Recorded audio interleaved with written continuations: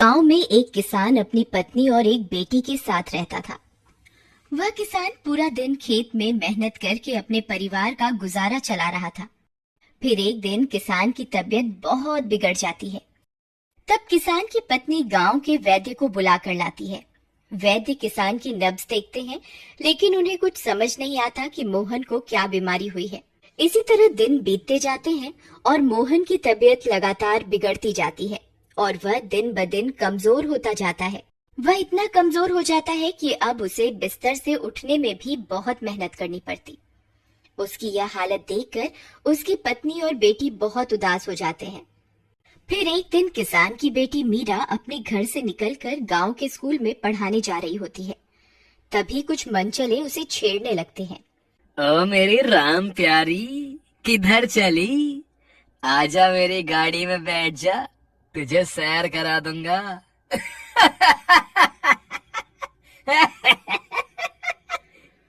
मीरा उन्हें कुछ नहीं कहती और जैसे तैसे स्कूल पहुंच जाती है। फिर स्कूल से वापस आने पर फिर से वे लड़के उसे छेड़ने लगते हैं। ए मीरा, तू मुझे बहुत पसंद है। अपने बाबा को बोल कि वो तेरी शादी मुझसे करवा दे, नहीं तो मैं तुझे तेरे घर से उठा लूंगा। मीरा बिना कुछ बोले डरते डरते अपने घर आ जाती है। क्या हुआ मीरा, तुम इतनी घबराई हुई क्यों हो? कुछ नहीं माँ, बस ऐसे ही थोड़ा थक गई हूँ। और बाबा की तबीयत अब कैसी है? ठीक नहीं है बेटा, उनकी तबीयत तो दिन ब दिन बिगड़ती ही जा रही है। मुझे तो समझ ही नहीं आ रहा इन्हें कौन सी बीमारी हुई है। तुम घबराओ मत, भगवान सब ठीक कर देंगे। अब तुम जाओ और अपने कमरे में आराम कर लो। फिर मीरा अपने कमरे में आराम करने चली जाती है। अगले दिन सुबह होने पर मीरा फिर से स्कूल में पढ़ाने जा रही होती है। तभी वे मनचले लड़के उसे फिर से परेशान करने लगते हैं। ओ मेरी रानी, क्या बात है? आज तो सूरजमुखी का फूल लग रही हो। चलो मेरे साथ, तुम्हें गांव की सैर करा देता हूँ। तभी एक मनचला जबरदस्ती उसका हाथ पकड़ लेता है और जबरदस्ती उसे अपनी बैलगाड़ी में बैठने को बोलता है। मुझे छोड़ दो, नहीं तो मैं अपने बाबा को बोल दूंगी। अरे हम तो डर गए। हे भगवान, हमें बचाओ। अगर इसके बाबा यहाँ आ गए तो हम सबकी खैर नहीं। अरे तुम्हारे बाबा अपने बिस्तर से उठ तो सकते नहीं है, भला वो यहाँ आकर हमारा क्या बिगाड़ लेंगे? फिर मीरा जैसे तैसे अपना हाथ छुड़ाकर वहां से भाग जाती है और भागते भागते अपने घर आ जाती है। अरे बेटा, क्या हुआ? तुम स्कूल नहीं गई? नहीं माँ, मैं कल से स्कूल पढ़ाने नहीं जाऊंगी। क्या हुआ बेटा, तुम ऐसे क्यों कह रही हो? माँ, रास्ते में कुछ गुंडे मुझे रोज छेड़ते हैं, मुझे रोज परेशान करते हैं। बोलते हैं अगर मैंने उससे शादी नहीं की तो वो मुझे उठा कर ले जाएगा। हे भगवान, ये कैसी परीक्षा ले रहा है तू? मुझे इतना लाचार क्यों बना दिया कि मैं अपनी बेटी की रक्षा भी नहीं कर पा रहा हूँ। तुम घबराओ नहीं बेटी, हम अभी चलकर पुलिस स्टेशन में उनकी शिकायत दर्ज करवाते हैं। कोई फायदा नहीं माँ, वे लोग बहुत रसूख वाले हैं, पुलिस उनका कुछ नहीं बिगाड़ सकती। फिर वे सब बहुत उदास हो जाते हैं, उन्हें कुछ समझ नहीं आता कि क्या करें। फिर रात होने पर मोहन जैसे तैसे अपने बिस्तर से उठता है और घर से बाहर निकल जाता है। बाहर उसे कुछ लोग मिलते हैं, वे बहुत घबराए हुए होते हैं। अरे भाई, क्या हुआ? तुम इतने घबराए हुए क्यों हो? अरे भैया मोहन, क्या बताएं, हम जंगल के रास्ते से आ रहे थे, तभी उस पुरानी गुफा के पिशाच ने हम पर हमला कर दिया। हम दोनों किसी तरह वहां से अपनी जान बचा कर आए हैं। रात बहुत हो गई है, आप भी अपने घर के अंदर चले जाइए, कहीं वो पिशाच हमारा पीछा करते करते यहाँ न पहुँच जाए। इतना बोलकर वे दोनों वहां से चले जाते हैं। यार, मैं तो वैसे ही अपनी जिंदगी से परेशान हूँ, भला वो पिशाच मेरा क्या बिगाड़ लेगा? हे भगवान, कल सुबह वो लड़के फिर मीरा को परेशान करेंगे। मुझे कोई तो रास्ता दिखाओ जिससे मैं अपनी बेटी की रक्षा कर सकूं। गांव वाले बोलते हैं कि ये पिशाच बहुत शक्तिशाली है, क्यों ना इसी के पास जाकर मदद मांगी जाए। वैसे भी मेरी जिंदगी के कुछ ही दिन शेष बचे हैं, अगर उसने मेरी जान ले भी ली तो क्या फर्क पड़ेगा? इतना सोचकर वह जंगल में उस पिशाच की तलाश में निकल। बहुत देर इधर उधर ढूंढने पर उसे वह पुरानी गुफा दिखाई देती है। लगता है यही उस पिशाच की गुफा है। फिर वह उस गुफा के अंदर चला जाता है। हे पिशाच, तुम कहाँ हो? मैं तुम्हारी ही तलाश में यहाँ आया हूँ। तभी वहाँ से बहुत डरावनी डरावनी आवाजें आने लगती हैं। कौन है जो मेरी तलाश में यहाँ आया है? आज तक किसी की हिम्मत नहीं हुई इस गुफा के अंदर आने की, और एक तुम हो कि मेरी तलाश करते करते यहाँ चले आए। तुम बहुत हिम्मत वाले लगते हो। हे पिशाच, मैं अपनी बेटी की रक्षा करना चाहता हूँ, लेकिन बीमारी की वजह से मैं इतना कमजोर हो गया हूँ कि अपनी बेटी की रक्षा भी नहीं कर पा रहा हूँ। मुझे लगता है मैं तुम्हारी मदद कर सकता हूँ और तुम मेरी मदद कर सकते हो। मुझे तुम्हारे जैसे हिम्मत वाले आदमी का ही इंतजार था जो मेरे श्राप को अपने ऊपर ले सके और मैं इस अंधेरी गुफा से आजाद हो सकूं। भला ये कैसे हो सकता है? तुम मेरा खून पी लो, जिससे तुम्हें अपार शक्ति का एहसास होगा और उन शक्तियों की मदद से तुम अपने दुश्मनों को हरा पाओगे और बदले में मैं आजाद हो जाऊंगा। बोलो, तुम्हें मंजूर है? ठीक है, मैं अपने परिवार की रक्षा के लिए कुछ भी करने को तैयार हूँ। तो ठीक है, तैयार हो जाओ। फिर पिशाच अपना खून निकाल कर मोहन को देता है और जैसे ही मोहन उस पिशाच का खून पीता है, उसमें बहुत सारी शक्तियाँ आ जाती हैं और वह पिशाच श्राप मुक्त हो जाता है। मोहन, तुम्हारा बहुत बहुत धन्यवाद जो तुमने मेरा श्राप अपने ऊपर ले लिया। अब मैं भी एक आम आदमी की तरह जिंदगी बिता पाऊंगा। अब मुझे जाने की आज्ञा दो, लेकिन याद रहे तुम अब एक पिशाच हो। अगर तुम दिन की रोशनी में बाहर गए तो जलकर राख हो जाओगे। ठीक है, मुझे पता है अब मेरी जिंदगी का क्या मकसद है। इतना बोलकर वह पिशाच वहाँ से चला जाता है। फिर अगले दिन सुबह होने पर मीरा और उसकी माँ अपने पति को घर में ना पाकर बहुत परेशान हो जाते हैं। माँ, बाबा कहाँ चले गए?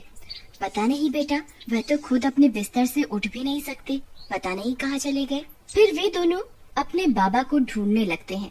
तभी उनका सामना उन मंचलों से हो जाता है। आओ मेरी रानी, आज तुम दोनों को ही सैर करा देते हैं। आ जाओ, मेरी बैलगाड़ी में बैठ जाओ। माँ, ये वही लड़के हैं जिनके बारे में मैंने आपको बताया था। वहीं दूसरी तरफ मोहन पिशाच बन चुका होता है और अपनी शक्तियों की मदद से वह सब देख रहा होता है कि किस तरह वे गुंडे उसकी बेटी और पत्नी को सता रहे होते हैं। हे भगवान, मुझे इतनी शक्तियाँ देने का क्या फायदा अगर मैं इनका इस्तेमाल ही नहीं कर सकता। अगर मैं धूप में इस गुफा से बाहर निकला तो जलकर खाक हो जाऊंगा। हे भगवान, अब आप ही मेरी रक्षा कीजिए। तभी डरावनी डरावनी आवाजें आने लगती हैं। आसमां में अचानक से काले बादल छा जाते हैं। हर तरफ अंधेरा हो जाता है। अरे बाप रे, ये कैसी आवाजें हैं? ये अचानक से इतना अंधेरा कैसे हो गया? तेरा लाख लाख शुक्र है भगवान, तेरी शक्तियाँ अपरंपार हैं। फिर वह पिशाच उस गुफा से निकलता है और वहाँ पहुँच जाता है। अरे मर गए रे, ये क्या चीज है? अरे भाई, मुझे तो लगता है ये वही पुरानी गुफा का पिशाच है। भागो रे भागो, अपनी जान बचाकर भागो। फिर वे लड़के वहाँ से भागने लगते हैं। अरे भागते कहाँ हो बदमाशो, तुमने बहुत मासूम लड़कियों को सताया है, अब तुम्हारा अंत आ गया है। अरे मर गए रे, हमें माफ कर दो, हम कभी कभी भी किसी लड़की को नहीं सताएंगे। हे पिशाच जी, हमें माफ कर दो, आज से हमारी लड़की को अपनी बहन समझेंगे। फिर पिशाच उन लड़कों को उनकी गलती की सजा देता है और वापस अपनी पत्नी और बेटी के पास जाता है। मीरा और उसकी माँ उसे देखकर बहुत डर जाते हैं। डरो नहीं मीरा। हाँ मीरा, मैं तुम्हारा बाबा ही हूँ। बेटा, अपने परिवार की रक्षा करने के लिए मुझे ये कदम उठाना पड़ा।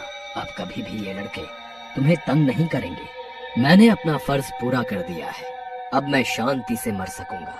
हे भगवान, मेरा काम पूरा हो गया है, आपका बहुत बहुत धन्यवाद। तभी आसमां से काले बादल छटने लगते हैं और सूरज निकल आता है। अलविदा मेरी बेटी, अपना ख्याल रखना और जिंदगी में जरूर कुछ बन के दिखाना। फिर सूरज की गर्मी से वह पिशाच जलने लगता है और खाक में बदल जाता है और इस तरह एक बाप अपनी जान देकर अपना फर्ज निभाता है। एक बार की बात है, एक बूढ़ी भिखारिन जामुन थी और वो भीख मांगकर ही अपना पेट भरती थी। पर कुछ दिन से उसके पूरे शरीर पर फोड़े फुंसी निकल आए थे, जिसकी वजह से वो बहुत परेशान थी। हाय रे, एक तो ये बुढ़ापा, ऊपर से ये फोड़े फुंसी और हो गए मेरे बदन पर। बहुत दर्द कर रहा है पूरा शरीर, और तो और बहुत भूख भी लगी है। सुबह से कुछ नहीं खाया। हाँ, वो सामने एक गांव दिखाई दे रहा है, वहाँ से जरूर मुझे कुछ खाने को मिल जाएगा। आज वहीं जाकर भीख मांगती हूँ। जामुन उस गांव में जाकर भीख मांगने लगती है। बेटा, बेटा कुछ खाने को दे दो, कई दिन से कुछ नहीं खाया मैंने, बहुत भूखी हूँ मैं। दूर दूर दूर रहे बढ़िया मुझसे। अरे गांव वालों देखो, हमारे गांव में कैसी अजीब भिखारन घुसाई है। अरे जल्दी आओ। रामपाल का शोर सुनकर सभी गांव वाले अपने अपने घरों से बाहर निकल आते हैं। अरे रे, ये भिखारन कम बीमारी ज्यादा लगती है। कहीं ये जानबूझकर हमारे गांव में बीमारी तो नहीं फैलाने आई? हाँ भाई, तुमने सही कहा, ये बीमारी ही फैलाने आई होगी जरूर। ए बुढ़िया, खुद जाएगी यहाँ से कि हम लोग तुझे धक्के देकर यहाँ से भगाएं? आप सब जो बोल रहे हो वैसा कुछ भी नहीं है। मेरी इस बीमारी से किसी को कोई नुकसान नहीं होगा। अरे मैं तो भीख मांगते मांगते यहाँ चली आई थी, बहुत भूखी हूँ, कई दिनों से कुछ नहीं खाया मैंने। मैं तो बस खाने को कुछ मांगने आई थी यहाँ। खाने को 2 रोटी दे दो, फिर मैं खुद यहाँ से चली जाऊंगी। बहुत भूख लगी है बेटा। ये ऐसे नहीं जाएगी, इसे तो भगाना ही पड़ेगा यहाँ से। भाई मारो इस बुढ़िया को और जल्दी भगाओ इस गांव से, बीमारी फैलने में कोई देर नहीं लगती। जामुन की बात कोई नहीं सुनता और सभी लोग उस भिखारन पर पत्थर मारने लगते हैं।